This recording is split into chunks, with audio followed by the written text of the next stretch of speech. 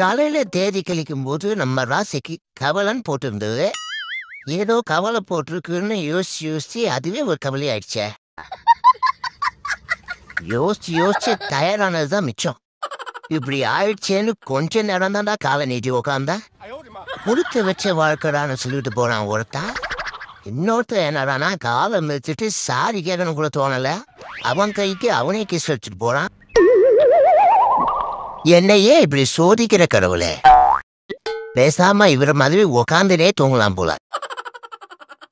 ஏண்டா வீட்டுல தான் தூங்க முடியல, பார்க்ல கூட தூங்க விட மாட்டீங்க. ஐயோ சாரி தல நீ தூங்கு தல. நான் வாழ்க்கையில யாருக்குமே தொல்லை கொடுக்கூடாதுன்னு இருக்கேன். நீ தூங்கு தல. யாரு நீ? யாருக்கும் தொல்லை கொடுக்க மாட்ட. ஆமா தல. ஏண்டா உங்க அம்மா மூட்டு வலிக்குதேன்னு தைலம் வாங்கிட்டு வர சொன்னா அட்மிஷனுக்கே எழுந்துவான்னு பாடுற. டேய் அவன் உனக்கு எப்படி தெரியாது? டேய் உன் பக்கத்துல கட்சியில நான் தானே வாங்கி வந்து குத்தேன். இவன் 1 hour தைலத்துக்கு 1 hour பேசுறானே. சரி கோயிலுக்கு போனா சாமி கிட்ட என்னன்னு வேண்டிப்ப? எல்லாரையும் காப்பாத்துன்னு. வீட்டுல கரண்ட் போனா என்ன செய்வ? பக்கத்து வீட்லயும் போயிட்டு இருக்கான்னு பார்த்து சந்தோஷப்பட்டுப்பேன். உடம்பு முழுக்க வன்மத்தை வச்சுட்டு சோசியலிசம் பேசுற. இவ்வளவு மண்ட கோளாரா இருந்துக்குன்னு வாழ்க்கையில எதுவும் நடக்குன்னு வேற ஃபீலிங் வேற. மண்ட கோளாரா? ஆமா ஆமாவா?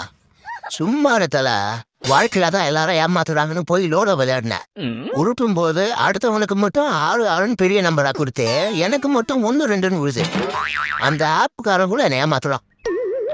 சரி கோச்சிக்காத தல, கொஞ்சம் எமோஷனல் ஆயிட்ட. சரி அதை விட்டு தல.